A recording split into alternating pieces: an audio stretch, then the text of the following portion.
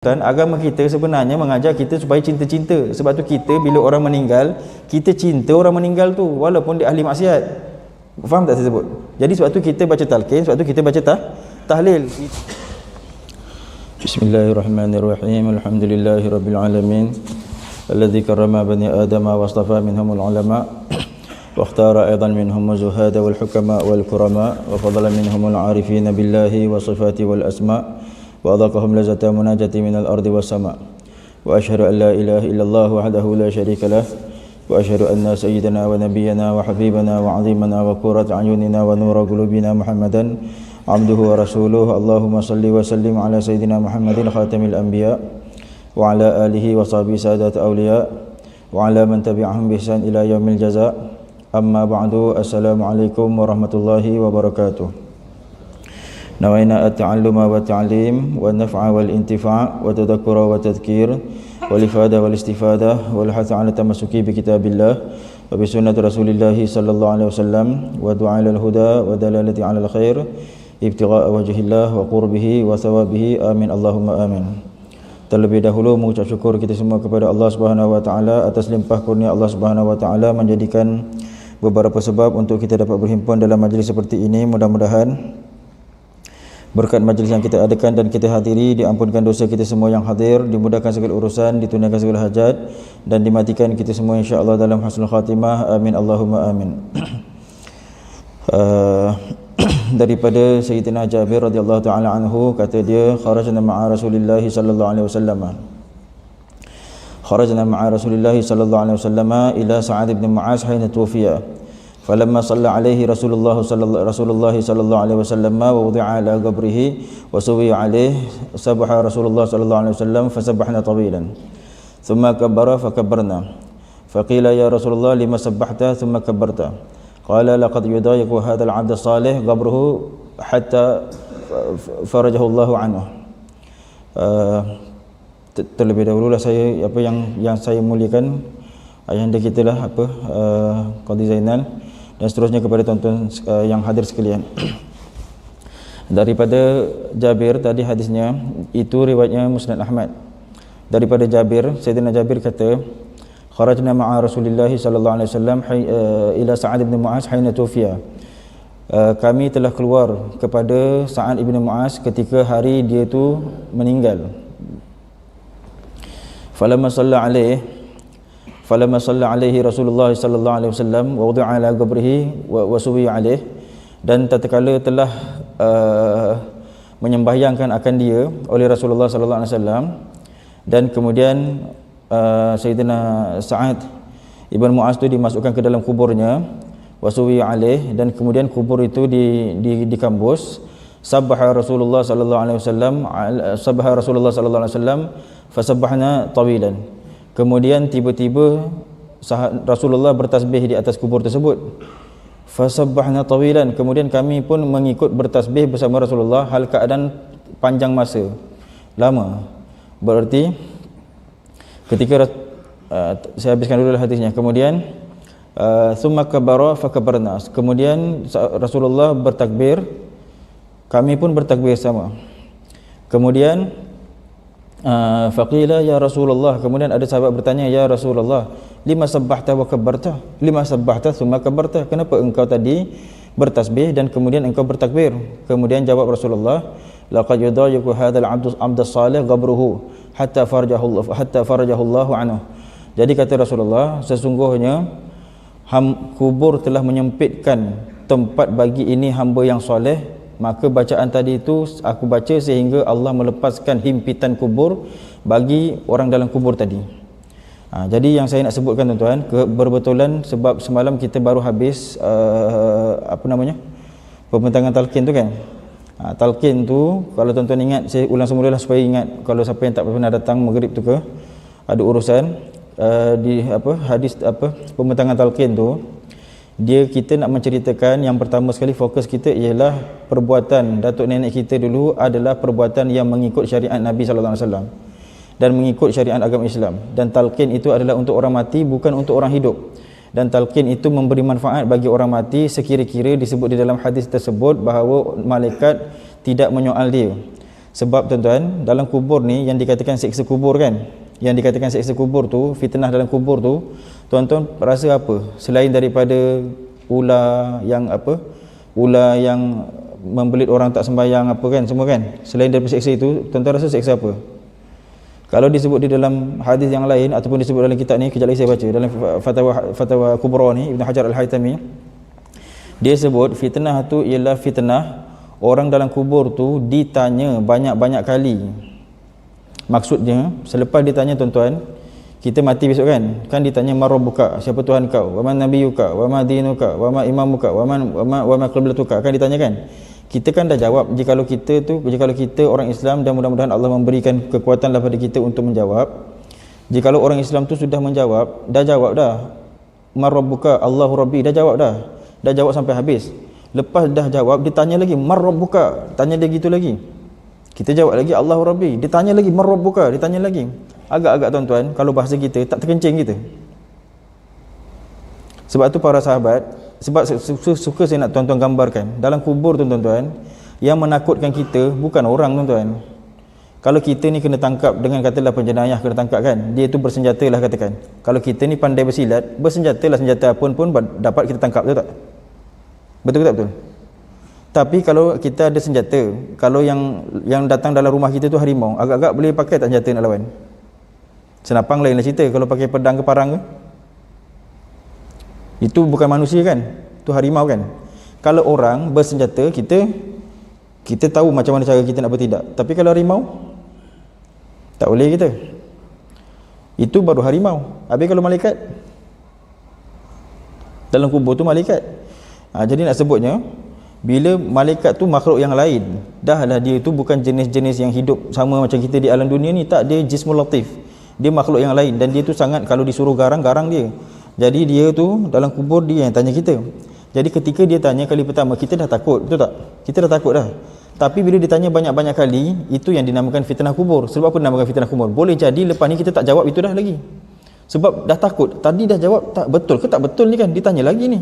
Kita dah cakap dah Allahu rabbi, dah dia tanya lagi marabbuka. Kita waktu tu apa? Tak kelam kabut kita. Itu yang dinamakan fitnah kubur. Takut-takut dah jawab ana Allahu rabbi, takut-takut tersilap-silap, lepas ni tak jawab dah sebab takut jawapan salah. Dah dihentak-hentak kita begitu. Itu namanya fitnah kubur. Jadi yang saya nak sebut, ketika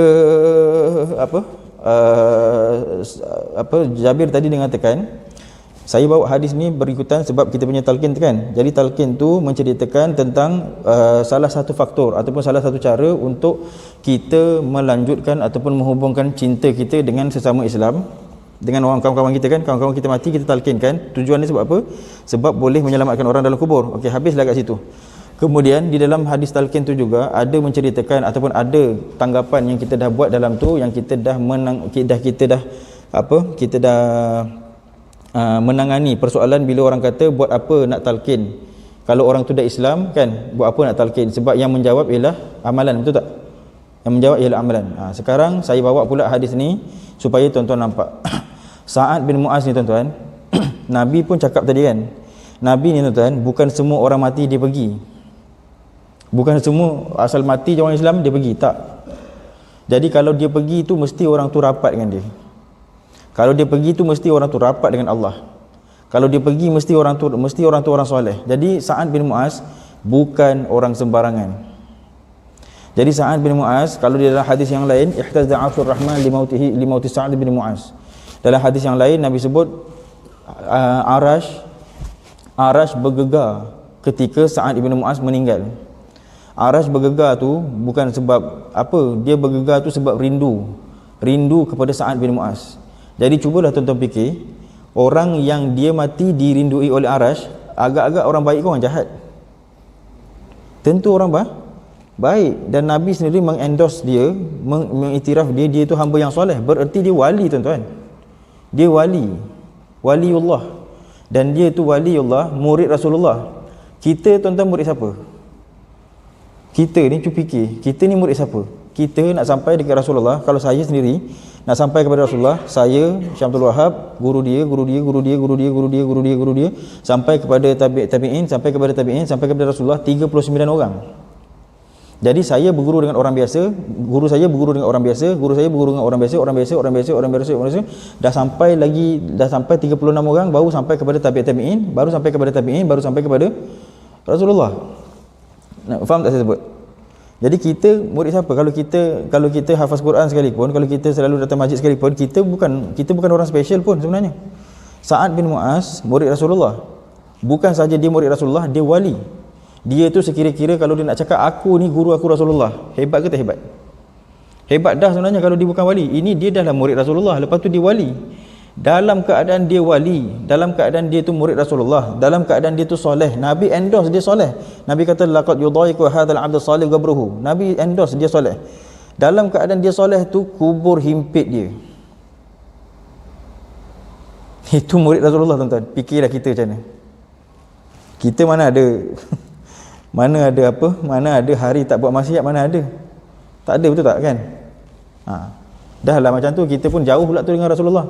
Itu murid Rasulullah kena himpit. Kemudian ketika dia kena himpit, Rasulullah sebabkan dia tu kasyaf, dia nampak dalam tu jadi macam mana. Oleh kerana sayangnya Rasulullah kepada Sa'ad ibn Mu'az, maka Rasulullah pun bertasbih. Rasulullah pun sebut subhanallah, subhanallah, subhanallah, subhanallah.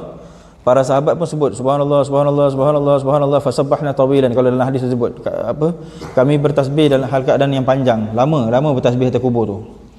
Kemudian Rasulullah thumma kabbara fakabbarna. Kemudian Sayyidina Jabir kata kemudian Rasulullah bertakbir.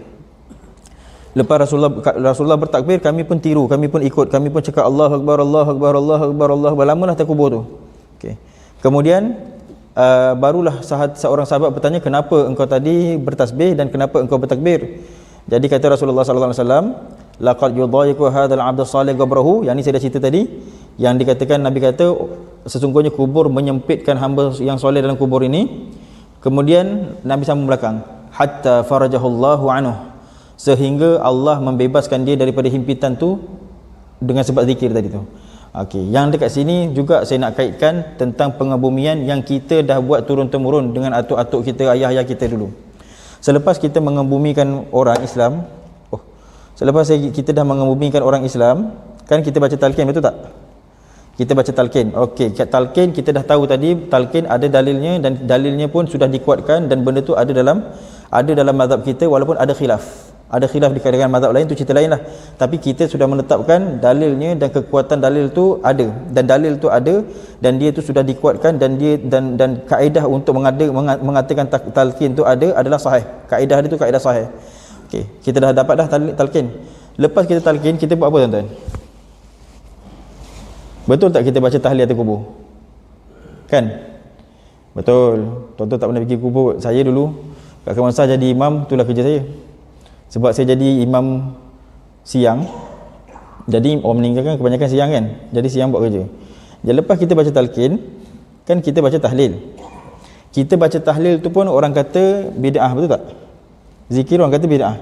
Padahal tadi Sa'ad bin Mu'az, Nabi baca ke tidak? Memanglah Nabi tak baca tahlil, tapi Nabi baca subhanallah, zikir kan? Nabi baca tahlil. Kenapa Nabi baca tahlil?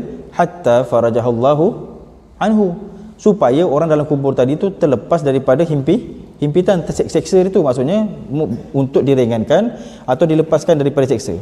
Jadi sekarang yang kita baca tahlil atau kubur, ikut Rasulullah ataupun tidak? Ikut. Sebenarnya ikut. Tinggal lagi sebab orang kadang-kadang mengajinya sikit. Orang ni ulama tuan-tuan, dia memberi ibarat, dia kata barang siapa yang sikit ilmu dia, nescaya banyak dia menyalahkan orang. Barang siapa yang banyak ilmu dia, nescaya tak banyak dia menyalahkan orang. Saya nak beri contoh satu lah. Kalau tuan-tuan, saya tak tahu tuan-tuan tahu ke tidak cerita ni. Tuan-tuan kenal tak Profesor Hamka? Profesor Hamka kan? Profesor Hamka tu ketika dia mula balik daripada Mesir, dia kan ketika mula-mula dia ngajar di Indonesia, dia apa yang dia ajar? Dia kan ajar fahaman Wahabi. Tuan-tuan tahu ke tak tahu? Dia ajar fahaman Wahabi.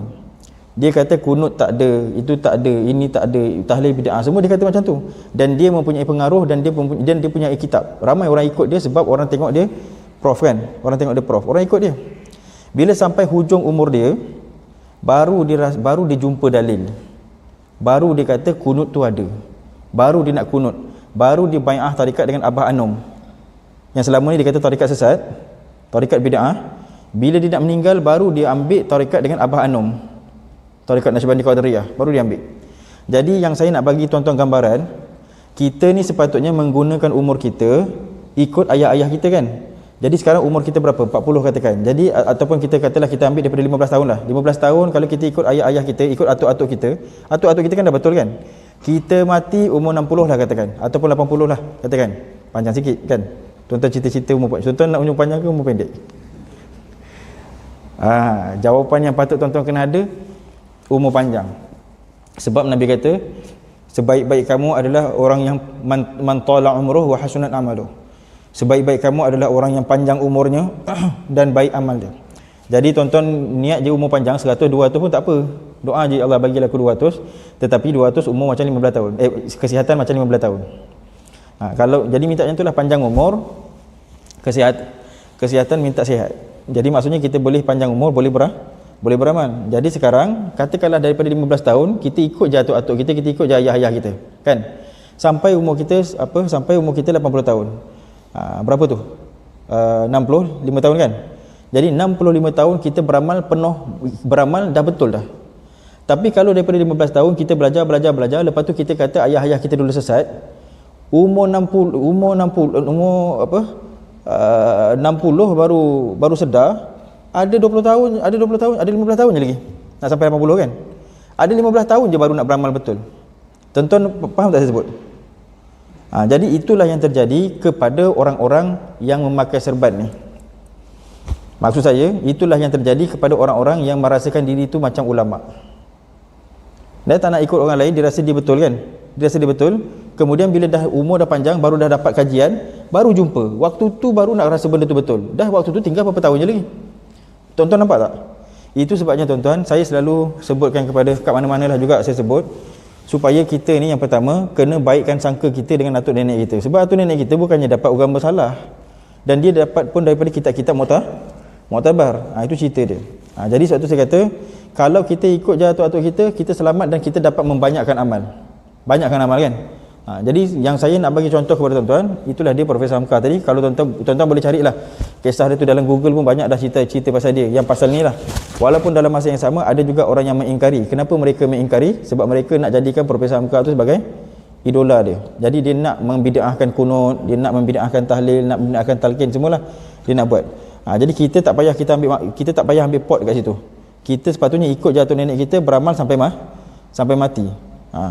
Sebab amalan yang kita warisi pula daripada atuk nenek kita bukan amalan-amalan yang kosong-kosong. Dia ada kaitan dengan cinta. Tuan-tuan misalkan je, saya suka nak sebut juga ni. Syekh Al-Imam Al-Ghazali. Al-Imam Al-Ghazali, kalau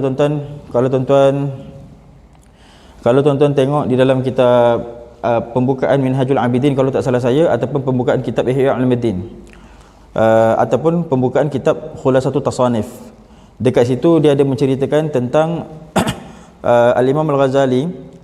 Dia meninggal. Ketika dia meninggal, sahabat-sahabat, murid-murid dia bermimpi berjumpa dengan dia. Jadi murid-murid dia pun bertanya kepada Al-Imam Al-Ghazali, tanya, "Ya Imam, wahai guru kami," dia tanya, "apakah yang Allah perbuat kepada engkau?" Jadi Al-Imam Al-Ghazali mengatakan, "Aku diampuni oleh Allah Ta'ala." Jadi murid-murid dia bertanya, sebab apa? Macam mana yang boleh dapat keampunan, dapat rahmat Allah? Adakah sebab ilmu dia? Adakah sebab amal dia? Sebab dia kan wali, kan? Jadi Imam Ghazali kata tak ada, bukan sebab tu. Dia kata hanya saja aku ni mendapat rahmat Allah dan diampuni sebab ketika aku mengarang Ihya, satu hari datang seekor lalat singgah kepada cangkir bekas dakwat tu tadi. Kan orang dulu kan cicah dakwat kan. Jadi Imam Ghazali tak cicah dakwat tu sebab nak biar lalat tu minum dulu. Jadi biar lalat tu dah habis minum, baru dicicah dakwat tu, baru ditulis. Okey. Jadi Al-Imam Al-Ghazali dia tu diberi rahmat Allah Ta'ala sebab lalat tadi. Kejap lagi saya simpulkan ya. Kemudian Syekh Junaid Al-Baghdadi pula. Syekh Junaid Al-Baghdadi juga meninggal dunia dan dia tu murid dia bermimpi jumpa dia. Murid dia bermimpi jumpa dia, bertanya dengan soalan yang sama seperti mana Al-Imam Al-Ghazali tadi. Jadi Syekh Junaid Al-Baghdadi dia pun mengatakan, aku mendapat rahmat, aku diampuni oleh Allah Ta'ala dan aku mendapat rahmat daripada Allah. Jadi murid dia tanya, sebab apa? Adakah sebab ilmu kau? Adakah sebab amal kau? Dia kata tak. Segala pengajaran-pengajaran aku itu adalah sombong, riak belaka, dia kata. Ni yang cakap ni wali ni tuan-tuan. Dia cakap segala pengajaran aku, majlis-majlis aku, ceramah-ceramah aku, kitab-kitab aku, karangan-karangan aku, semuanya takabur dan riak, semuanya sombong dan riak. Riak faham tak? Riak ni kita buat sesuatu supaya orang puji kita. Oh, alim orang ni kan, macam tu kan. Itu riak. Kalau sombong, kita nak orang tahu aku ni alim, hormat aku, itu sombong. Kalau riak, kita buat sesuatu, kita tak kisah pun orang hormat kita tidak, tapi kita nak orang puji kita belakang-belakang. Macam tu kita buat supaya dapat pujian. Jadi dia kata, aku punya amalan dengan aku punya karangan, dengan aku punya ilmu, semuanya riak belaka, riak dan sombong belaka, dia kata. Melainkan ada satu malam yang aku buat sembahyang sunat dia sebut rukaiat. Dia tak sebut rakaatain, dia sebut rukaiat. Rukaiat dengan rakaatain berbeza tuan-tuan. Rakaatain 2 rakaat kan, 2 rakaat tapi solid. Tapi kalau rukaiat ni 2 rakaat yang tak solid. Maksudnya sembahyang baca wajib je, Fatihah, takbiratul ihram, Fatihah, rukuk, buat yang wajib je. Subhanallah, subhanarabbil azim pun tak baca. Duduk rukuk je, subhanallah, sami Allahu liman hamidah, subhanallah, Allahu akbar, subhanallah, Allahu akbar, rabbighfirli, Allahu akbar, subhanallah, Allahu akbar, at-tahiyyatul mubarakatuh, baca yang wajib je. Okay, kenapa biasanya jadi macam tu? Biasanya jadi macam tu bila kita bangun baru dah nak masuk subuh. Kan kalau kita bangun sebelum nak pergi masjid kan kita bangun awal. Kalau awal kita bangun, kita mungkin boleh buat 8 rakaat ataupun 10 rakaat. Kalau tuan-tuan bangun sejam awal, tuan-tuan boleh buat berapa rakaat? 20 rakaat. 20 rakaat. Ini biasanya bangun awal, tapi hari tu bangun lambat. Bila hari tu bangun lambat, subuh dah nak masuk, sembahyang tahajud tak buat lagi. Jadi nak buat juga sembahyang tahajud. Sebab apa nak buat juga? Sebab sembahyang tahajud tu ialah lambang kehambaan. Aku sembahyang ni bukan sebab engkau fardukan, tapi sebab aku ni hamba kau, aku ni orang hina, aku sembahyang. Jadi sembahyang tahajud tu.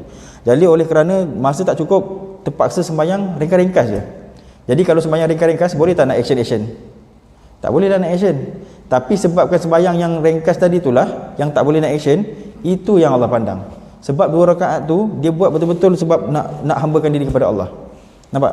Jadi dia kata dia tu diselamatkan kerana sembahyang 2 rakaat. Baik, habis yang dua orang tadi, Al-Imam Al-Ghazali. Yang kedua Syekh Junaid Al-Baghdadi. Yang ketiga Sayyidina Umar.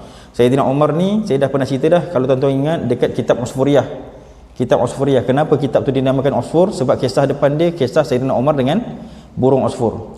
Sayyidina Umar juga meninggal dan dia tu bermimpi oleh para sahabat, dan para sahabat bertanya kepada Sayyidina Umar, apa yang Allah buat kepada kau? Dia kata, Allah ampunkan aku juga. Kemudian sahabat bertanya, dengan sebab apa Allah ampunkan? Adakah sebab adil kau? Sayyidina Umar kan adil. Sayyidina Umar kan dia menjadi pemimpin, dia kan miskin kan, dia tolong orang, dia sama-sama miskin dengan orang, sama-sama miskin dengan orang. Jadi adakah sebab engkau adil? Adakah sebab itu? Adakah sebab ini? Sayyidina Umar kata tak. Sayyidina Umar kata sebenarnya sebab satu hari, pendek ceritanya, Sayyidina Umar berjalan dekat pekan, berjumpa dengan seorang budak, dia main burung usfur, dia main burung relayang, burung ciak. Main burung relayang, burung tu lemah. Dia dah digomoi oleh budak tu. Burung tu lemah. Jadi Sayyidina Umar kesian, burung tu dah lemah. Jadi Sayyidina Umar kata dekat budak tu, boleh tak aku beli? Jadi Sayyidina Umar beli, Sayyidina Umar lepaskan. Okey, jadi kalau tuan-tuan tengok sekarang tuan-tuan, yang saya nak kaitkan dengan atuk kita, tuan-tuan tengok ya. Imam Ghazali tadi, dia selamat sebab apa? Sebab cinta kan, betul tak? Dia kesian dekat lalat tu, nampak? Yang tadi Syekh Junaid Al-Baghdadi, sebab apa dia tu diselamatkan? Juga sebab cinta dengan Tuhan. Tak nak putus cinta sekira-kira kita tak menunaikan apa yang boleh menyebabkan Allah cinta pada kita kan. 2 rakaat pun ringkas pun buat jugalah, asalkan kalau boleh dengan ini dah dapat cinta. Betul nampak? Jadi Syekh Junaid tadi pun kerana cinta juga kepada Allah. Sayyidina Umar pun kerana cinta juga kepada burung tadi tu. Jadi kita ni tuan-tuan, agama kita sebenarnya mengajar kita supaya cinta-cinta. Sebab tu kita bila orang meninggal, kita cinta orang meninggal tu walaupun dia ahli maksiat. Faham tak saya sebut? Jadi sebab tu kita baca talqin, sebab tu kita baca tahlil. Itu kalau yang meninggal tu orang biasa. Kalau meninggal tu bapak kita, mesti lagi cinta. Kalau orang meninggal tu orang biasa, kita talqinkan sebab sayang, kan? Kalau orang yang meninggal tu kawan rapat sangat dengan kita, mesti kita sayang. Itu kalau kawan rapat. Kalau bapak Kalau mak, kalau adik-beradik, kan cinta tu. Faham tak? Jadi benda yang dah diwarisi, yang kita waris daripada mak bapak kita, bukan saja hanya kerana dia tu mengikut syariat, tetapi dia tu berisi dengan cinta. Dia tu berisi dengan cinta. Dia tu berisi dengan cinta. Itu yang nak kena ada. Kalau benda tu tak ada, tuan-tuan, sembahyang tak ada gunanya. Kalau cinta tak ada sembahyang tak ada guna. Aqimis solat li dzikri. Dirikanlah sembahyang supaya mengingat aku. Ini gayanya macam tak sempat nak baca rasanya ni. Ya, tak sempat nak baca. Apa? Okey. Kemudian apa? Kemudian yang saya nak sebut, tak apalah, saya tak baca satu persatu, cuma saya nak sebut sikit. Di dalam kitab ni, Fatwa Kubra ni, ataupun dalam kitab yang lain, Al-Hawi lil Fatawi. Tuan-tuan ingat tak, bila lepas orang meninggal, kan kita buat kenduri, betul tak? Kita buat kenduri makan, betul? Kenduri makan. Kemudian kita difitnah. Saya bagi jawapan dulu. Kenduri makan itu dapat pahala sunat. Jikalau betul lah niat dia. Kalau tidak dapat pahala, tak ada pahala lah, harus je lah begitu. Kalau kena jalannya, kena niat dia, dapat pahala sunat. Dan benda tu, saya bagi jawapan dulu, benda tu dibuat sejak zaman tabi'in, khilaf zaman sahabat. Maksudnya ada yang mengatakan benda tu berlaku pada zaman sahabat, ada yang mengatakan benda tu dilakukan oleh sahabat, ada yang mengatakan benda tu dilakukan oleh tabi'in yang bagi makan ni. Bila dalam kitab Jawi, tuan-tuan, dia, kalau tuan-tuan buka Furu'ul Masail, kalau tuan-tuan buka I'anatul Talibin, kalau tuan-tuan buka apa kitab Matla'ul Badrain, kalau tuan-tuan buka semua kitab Syafi'iyah, nanti dia akan cakap membuat makanan untuk orang mati itu adalah bid'ah munkarah. Maksudnya bid'ah yang tak baik, dia kata macam tu kan. Jadi benda tu diracun kepada otak kita sampai dia kata kita tak ikut mazhab Syafi'i. Tuan-tuan faham tak? Sebab kita buat tak makanan? Buat. Sebenarnya tak bid'ah, tuan-tuan, jangan takut pula. Sebenarnya tak bid'ah. Dalam kitab tu sebut bid'ah sebab apa? Ni yang saya nak sebut. Sebab dalam hadis yang lain ada sahabat menyebutkan, dia kata na'udduha niyaha. Kami ashabuha niyaha. Kami menganggap buat makanan tu kalau sebab niyaha haram. Faham tak? Kalau sebab niyaha haram. Niyaha faham tak? Meratap. Kita buat makanan tu meratap. Sekarang kita buat makanan tu untuk meratap ke untuk hadiah pahala? Untuk hadiah apa? Untuk hadiah pahala. Jadi kita buat tak haram. Ini yang saya nak kaitkan dengan masalah talqin tu lah. Jadi bila dah mati, kita buat makanan. Sebab apa yang saya nak sebut, perkara tu tuan-tuan, yang atuk nenek kita buat tu dulu, bukan kita yang mula-mula buat, bukan ulama-ulama kita yang buat, bukan atuk nenek kita mereka-reka. Dia ada dalam kitab, dalam kitab ni, dalam fatwa mazhab Syafi'i juga. Jadi disebut dalam kitab ni, tuan-tuan, sebenarnya saya sebut ajalah, saya tak baca lah, saya rasa. Dalam kitab ni disebut dia kata, ada orang bertanya kepada Ibn Hajar Al-Haytami. Dia kata, kami mendengar ada orang mengatakan bahawa ada hadis yang mengatakan setiap orang yang masuk dalam kubur akan difitnah selama 7 hari. Adakah hadis tu ada asal? Jadi dijawab oleh Ibn Hajar Al-Haytami, dia jawab hadis tu ada asal asil. Asal asil ni maksudnya asal yang sangat kuat. Ada asal. Jadi oleh kerana dia tu difitnah selama 7 hari, kemudian hadis tu pula dia sebut, hadis tu pula diriwayatkan oleh ada yang disebut oleh Tawus dan ada juga yang disebut oleh Ibn Abdul Bar. Ibn Abdul Bar ni dia lebih besar daripada Tawus pada pihak tabi'in. Sebab ada yang mengatakan Ibn Abdul Bar adalah tabi'in dan ada yang mengatakan dia tu sahabat. Sebab dia tu lahir pada zaman Nabi dan dia pernah ada pada zaman Khalifah Sayyidina Umar. Berarti dia lama. Dan apa yang terjadi ketika itu, dia sebut dalam ni, ketika itu mereka ketika mengetahui manusia difitnah, manusia yang mati difitnah selama 7 hari. Maksudnya tuan-tuan, 7 hari kita digertak dek malaikat tu. Marrobuka 7 hari.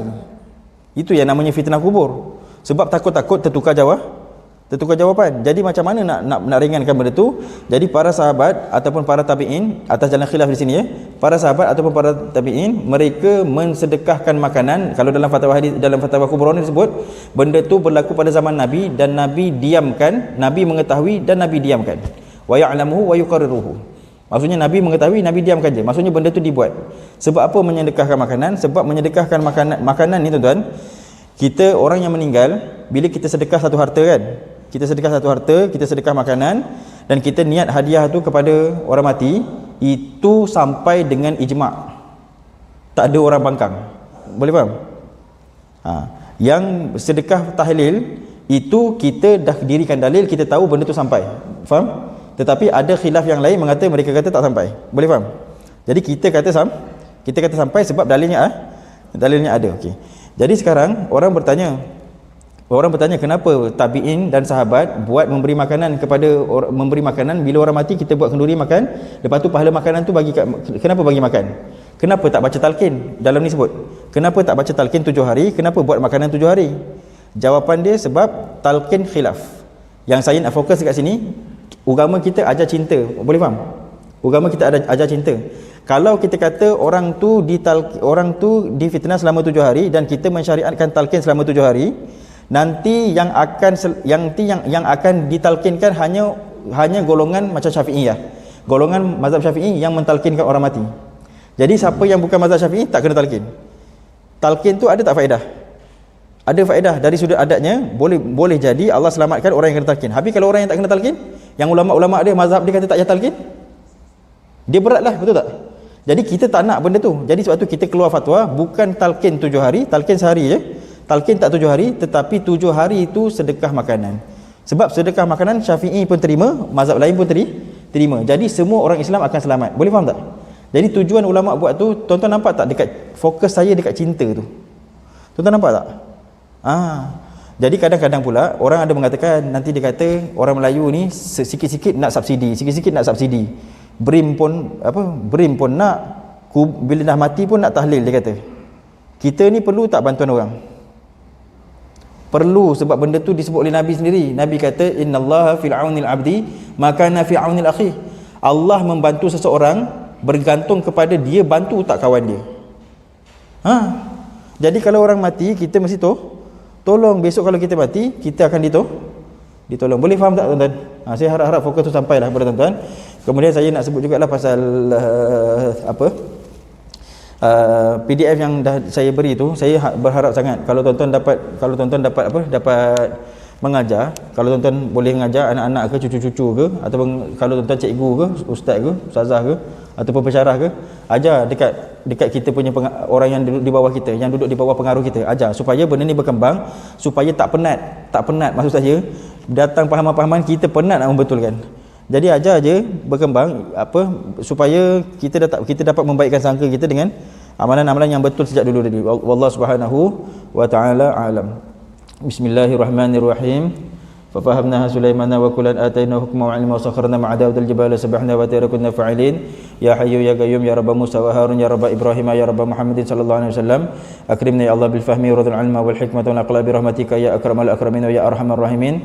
Mudah-mudahan berkat majlis yang kita adakan ini diampunkan dosa semua orang yang hadir, dimudahkan segala urusan, ditunaikan segala hajat, diberi berkat kepada yang hadir dan diberi berkat kepada yang tidak hadir, dan diberi berkat kepada ini masjid, dan diberi berkat kepada isi ini masjid, dan diberi berkat kepada seluruh orang yang ternisbah kepada karya ini masjid, dan diberi berkat kepada Syekh Abdul Wahab An-Naimi, diluaskan akan kuburnya dan diberikan luas keampunan kepadanya. Diberi berkat juga kepada Syekh Mas'ud Al-Makki, diluaskan akan kuburnya dan diberikan luas keampunan kepadanya. Dan diberi berkat juga kepada Syekh Omar As-Saifi dan diberikan luas kesihatan kepadanya. Dan diberi berkat juga kepada Al-Habib dan kepada Syekh Nazaruddin Al-Jawraki dan diberikan luas kesihatan kepadanya. Dan diberi berkat juga kepada Al-Habib Kamasyur dan diberikan luas kesihatan kepadanya. Dan diberi berkat juga kepada Sayyid Umar Lakaf dan diberikan luas kesihatan kepadanya, dimurahkan rezekinya, dan diberi berkat juga kepada seluruh orang yang telah meninfakkan dirinya, hartanya, tenaganya dan makanannya untuk menghidupkan majlis-majlis yang seperti ini, yang tidak dapat saya menyebutkan nama mereka itu satu persatu, dan pada masa yang sama tidaklah saya mengurangkan sedikit pun kehormatan saya kepada sekalian mereka itu. Dan diberikan berkat juga kepada kita semua yang hadir, diri kita, harta kita dan seluruh keturunan kita, anak susuan kita dan seluruh orang yang ternisbah kepada keluarga kita. Mana-mana yang sakit di antara kami sembuhkanlah, mana-mana yang susah senangkanlah, mana sempit lapangkanlah, himpunkanlah kami dalam kasih sayang, matikanlah kami dalam husnul khatimah, bangkitkanlah kami bersama Nabi kami Muhammad sallallahu alaihi wasallam. Dan mudah-mudahan kita semua diimpunkan di dalam syurga, dan mudah-mudahan kita semua diimpunkan dalam syurga, dan mudah-mudahan kita semua diimpunkan dalam syurga. Wa sallallahu ala sayyidina Muhammadin wa ala alihi wa sahbihi wa barak sallam. Subhana rabbika rabbil izzati amma yasifun wa salamun alal mursalin walhamdulillahi rabbil alamin. Taqabbalallahu minkum wal afu ala italih.